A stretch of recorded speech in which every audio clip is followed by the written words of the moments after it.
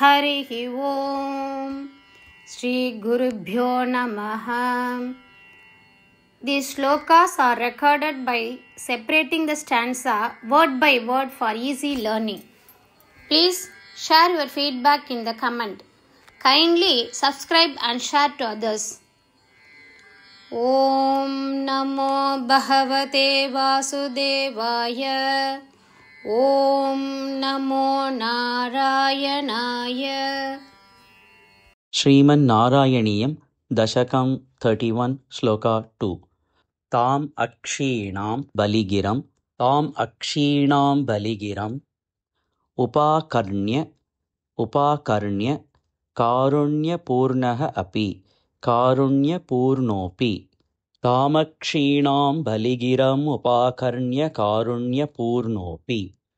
तामक्षीणां बलिगिरम् उपाकर्ण्य कारुण्यपूर्णोऽपि. अस्योत्सेकम्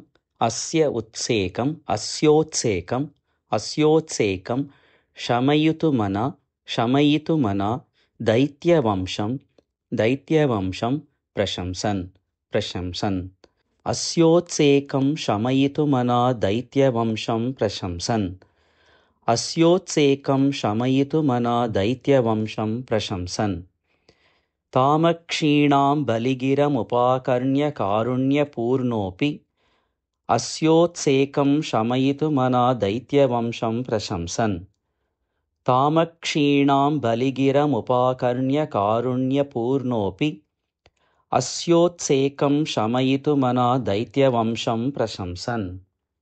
भूमिं पादत्रयपरिमितां प्रार्थयामासिथ त्वं. भूमिं पादत्रयपरिमितां प्रार्थयामासिथ त्वं. भूमिं पादत्रयपरिमितां प्रार्थयामास्थित त्वं.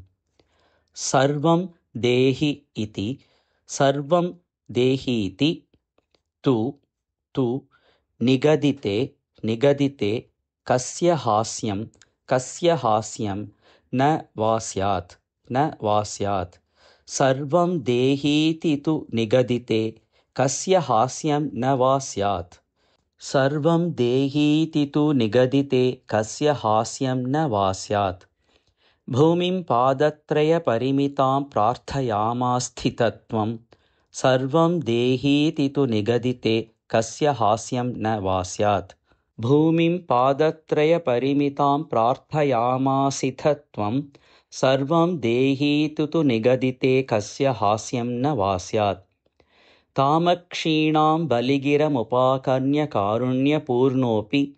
अस्योत्सेकं शमयितुमना दैत्यवंशं प्रशंसन्. भूमिं पादत्रयपरिमितां प्रार्थयामासिथ त्वं. सर्वं देहीति तु निगदिते कस्य हास्यं न वा स्यात्. तामक्षीणां बलिगिरमुपाकर्ण्य कारुण्यपूर्णोऽपि. अस्योत्सेकं शमयितुमना दैत्यवंशं प्रशंसन्. भूमिं पादत्रयपरिमितां प्रार्थयामासिथ त्वं. सर्वं देहीति तु निगदिते कस्य हास्यं न वा स्यात्. तामक्षीणां बलिगिरमुपाकर्ण्य कारुण्यपूर्णोऽपि. अस्योत्सेकं शमयितुमना दैत्यवंशं प्रशंसन्. भूमिं पादत्रयपरिमितां प्रार्थयामासिथ त्वं.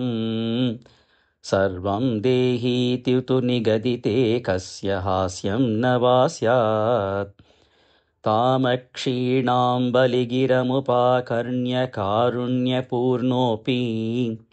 अस्योत्सेकं शमयितुमना दैत्यवंशं प्रशंसन्.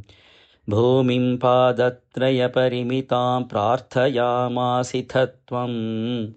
सर्वं देहीति तु निगदिते कस्य हास्यं न वा स्यात्.